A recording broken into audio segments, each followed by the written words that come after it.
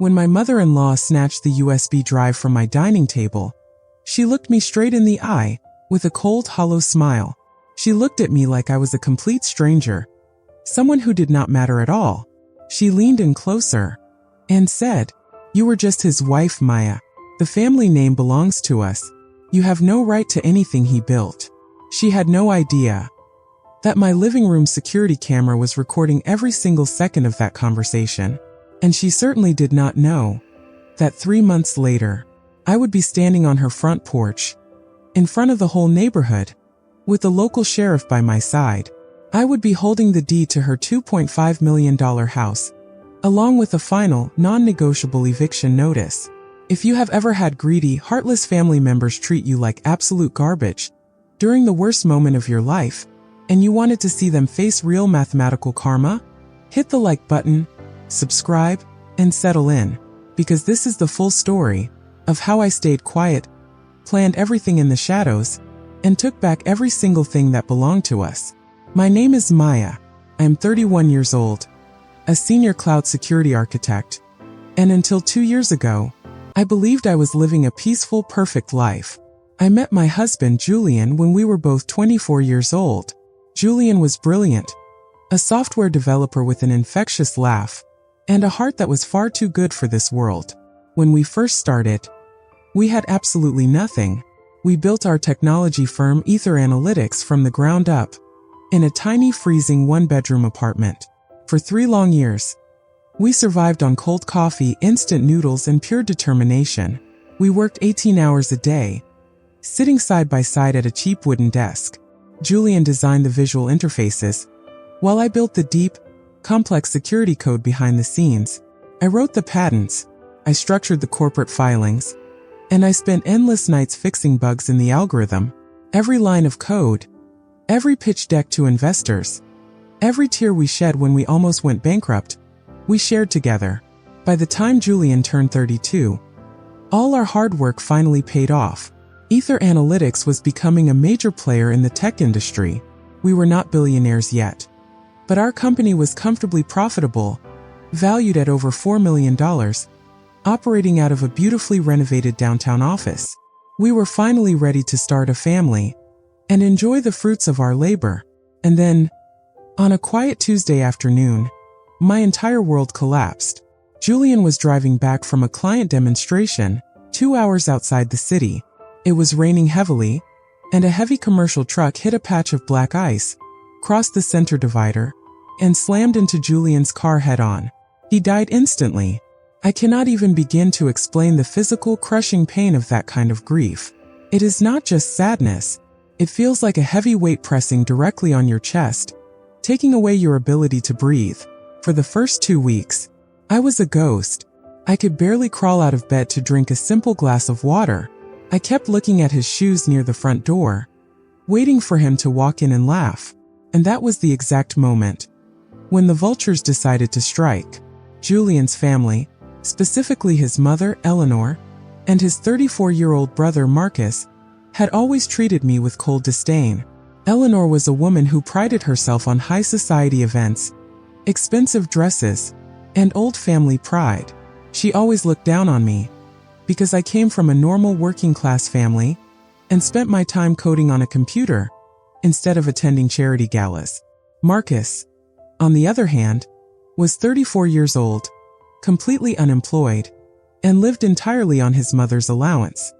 He was an arrogant narcissist who wore designer suits paid for by his mother and believed that the world owed him respect simply because of his last name. 4 days after Julian's funeral, before the flowers on his grave had even begun to fade, Eleanor and Marcus showed up at my front door. I was sitting on my living room couch, wearing one of Julian's old oversized hoodies, just so I could still smell his cologne. My eyes were red and swollen from crying all night. Eleanor walked in, sat down on the edge of my sofa, and dabbed her dry eyes with a silk handkerchief. Marcus stood behind her, pacing around the room like a predator, eyeing my furniture and my computer setup. Eleanor began, speaking in a soft, fake voice that made my skin crawl. "We need to discuss the future of Ether Analytics." I looked up at her, barely able to focus. "What do you mean, Eleanor?" She sighed dramatically. Well, look at you. You are obviously in a fragile, unstable emotional state. You cannot possibly manage a multi-million-dollar software firm right now. The family needs to step in and take full control. I blinked, trying to process what she was saying. Take full control? Eleanor, I am the Chief Technology Officer. I co-founded the company. Julian and I own 100% of the equity jointly. Marcus let out a loud, mocking laugh from the back of the room. Co-founded? Marcus sneered, shaking his head. Come on, Maya. Let us be honest with ourselves for once. Julian was the sole genius behind that company. You were just doing basic administrative work. And riding on his success. Everyone knows it. I stood up, my hands shaking with pure rage. I wrote the entire back-end security infrastructure, Marcus. I hold 50% of the founder shares in my own name, and Julian's 50% passes directly to me through our joint estate. Eleanor's fake, gentle expression vanished instantly.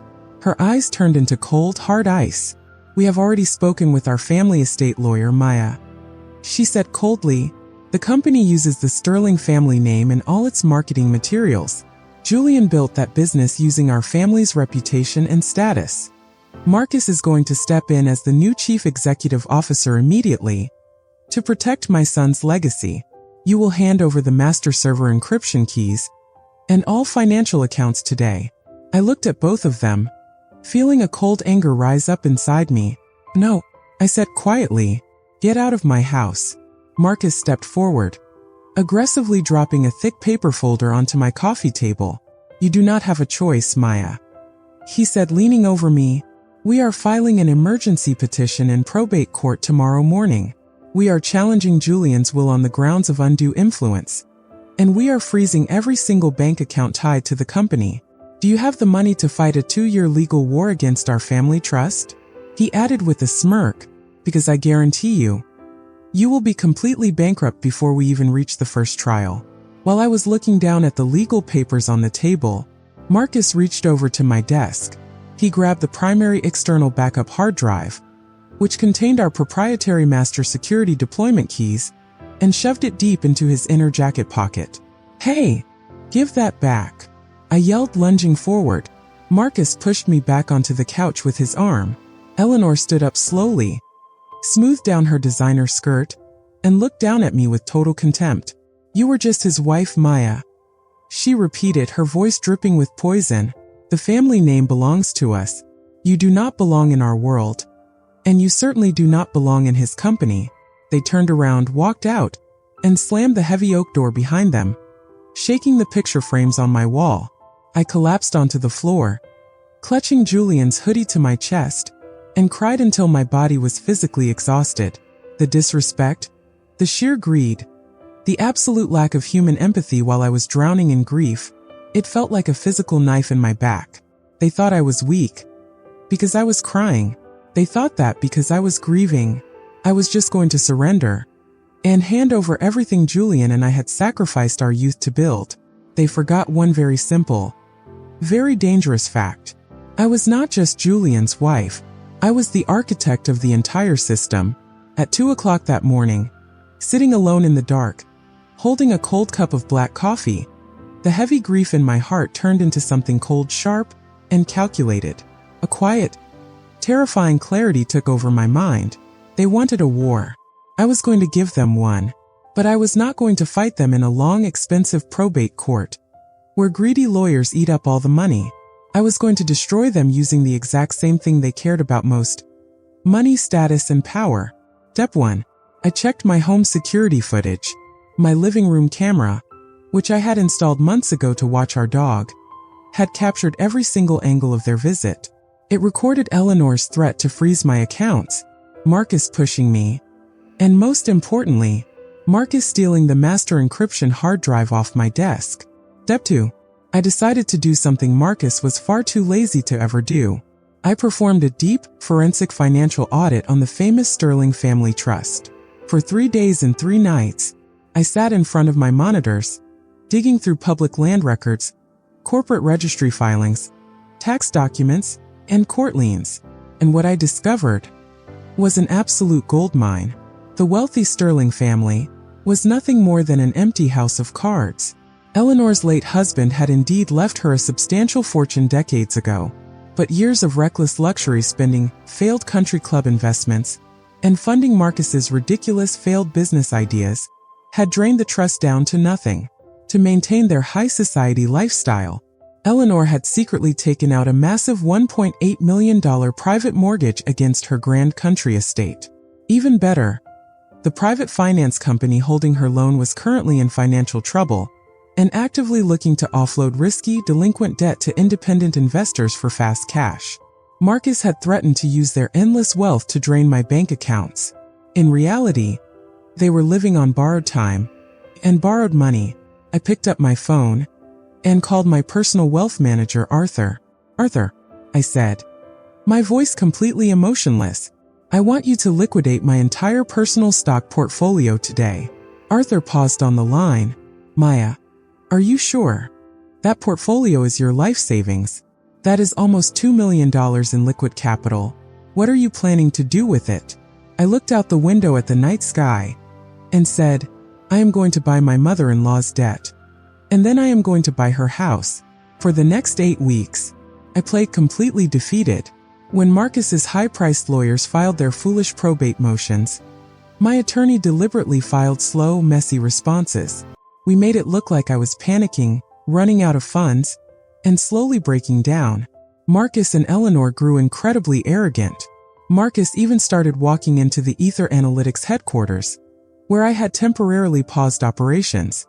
He strutted around the building, telling our young junior engineers that he was the new owner and that the grieving widow was being handled. He was so confident in his victory that he went out and bought a brand new $120,000 luxury sports car on credit, linking the loan directly to his mother's estate assets. They truly believed they were backing me into a corner. In reality, I was quietly buying up every single breath they took. Using a quiet private investment company I registered in Delaware, I approached the struggling lender holding Eleanor's $1.8 million mortgage. Because Eleanor had missed 2 consecutive monthly payments, preferring to spend her cash on lawyer retainers to attack me, her loan was officially classified as a bad debt. I offered the lender 95 cents on the dollar, in immediate hard cash, to buy her mortgage contract completely.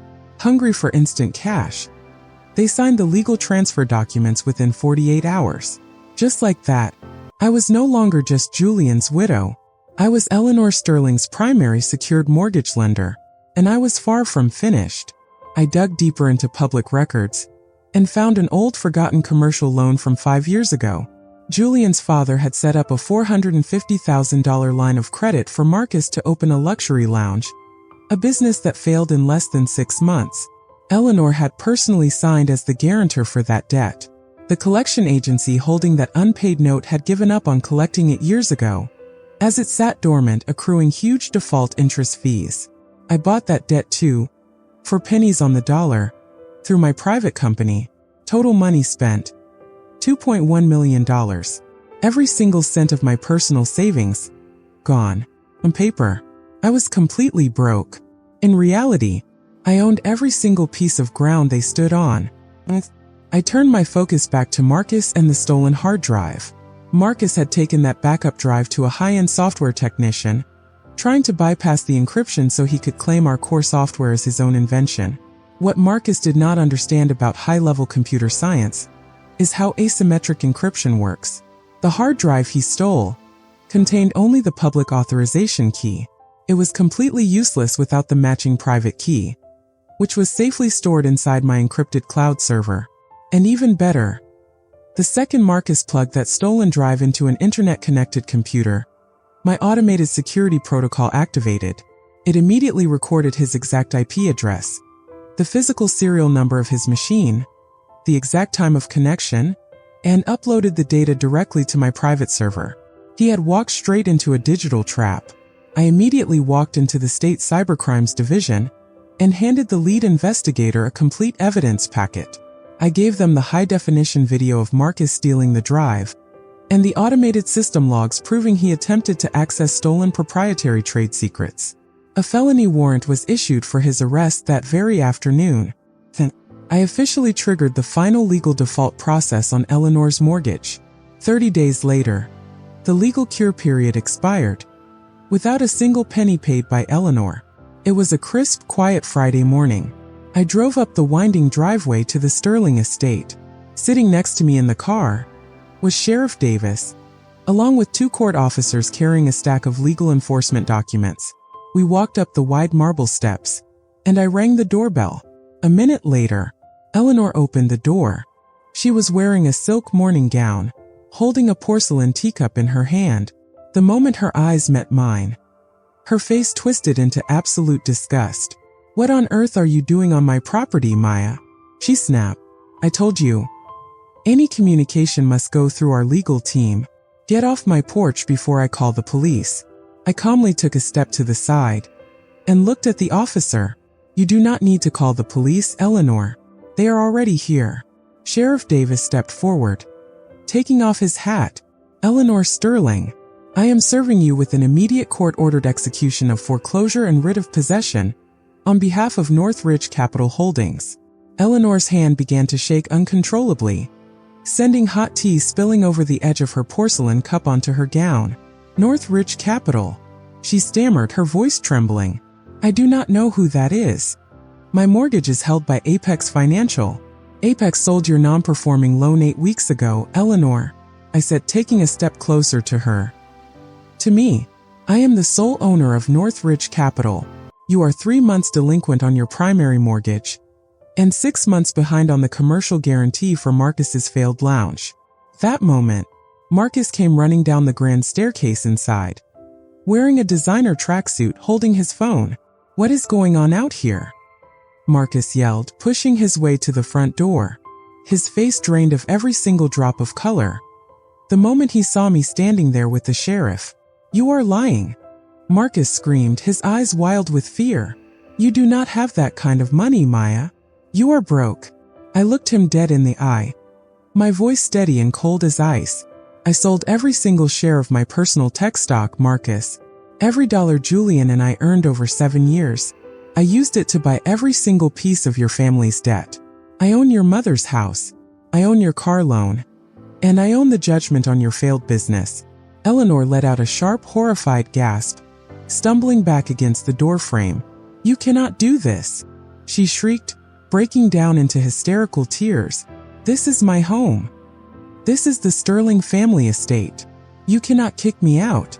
You have exactly 60 minutes to gather your personal medicine and clothing," Sheriff Davis stated firmly. "Everything else inside this residence, the art, the furniture, the jewelry, and the vehicles in the driveway, is now under federal asset seizure to satisfy the $2.3 million court judgment." Before Marcus could open his mouth to scream at me, 2 unmarked police cruisers pulled rapidly up the driveway, gravel flying beneath their tires. 2 state troopers stepped out and walked purposefully up the steps. Marcus looked back and forth between the officers and me, his chest heaving, cold sweat dripping down his forehead. "What is this? What did you do?" he panicked. Trooper Vance pulled out a set of steel handcuffs. "Marcus Sterling, you are under criminal arrest for felony theft of trade secrets, corporate espionage, and unauthorized network intrusion, under State Warrant 409. "No," Marcus screamed, trying to pull back into the house. "That is my brother's company. It belongs to my family. It is a legally registered corporate entity," I whispered softly as the troopers grabbed his arms, pulled them behind his back, and clicked the cold steel handcuffs around his wrists. "And you stole from it." On camera, Eleanor collapsed directly onto her knees on the cold marble porch, crying uncontrollably, clutching at the trooper's uniform pant leg. "Please, I beg you. You are destroying my family. She is a monster. She is an outsider." I slowly bent down, bringing my face close to her tear-streaked face. "Do you remember what you told me? In my living room, while I was crying for my dead husband?" I asked her, my voice echoing off the high stone walls. "You told me I was just his wife. You said the family name belonged to you. But as I sat alone in my empty house, I realized something very important, Eleanor. A family name is just letters on a piece of paper. Real power is knowing who owns the deed." Marcus was dragged down the stone steps, kicking the police car door and screaming profanities at the top of his lungs, before being shoved into the back seat. Eleanor was gently escorted down the driveway by a female officer, carrying nothing more than a small plastic bag with her personal medicine. I turned around and stood completely alone on the massive front porch of the estate. The morning sun was just beginning to break through the trees, and for the first time in 3 long painful months, I closed my eyes and took a deep, clean, peaceful breath. It took another 6 long months to completely finalize the legal process. I put the Sterling estate up for public auction, selling it for $2.6 million. I used every penny of that money to fully recapitalize Ether Analytics, hire top-tier engineering talent, and completely wipe out any remaining business debts. 6 months later, we officially launched our upgraded security software, breaking industry records and securing contracts with major global corporations. Marcus ended up accepting a plea deal, serving 18 months of probation and community service, while his criminal record ruined any chance he ever had of working in finance. Eleanor now lives in a tiny 1-bedroom rented apartment on the far outskirts of the city, surviving entirely on a small state pension, completely ignored by the high society friends she spent her life trying to impress. People often say that revenge will never bring you true peace. They say that holding on to anger only hurts yourself. But as I stand in my high-rise office today, looking out over the city skyline, knowing that I protected Julian's real legacy from the parasites who tried to destroy it, I can tell you one thing with absolute certainty. I have never slept better in my entire life. If Maya's story gave you chills and showed you that you should never, ever underestimate a quiet person who has lost everything, hit that like button right now. Drop a comment down below and tell me, what is the most insane act of family greed you have ever seen in your life? Do not forget to subscribe to the channel and click that notification bell so you never miss another intense story.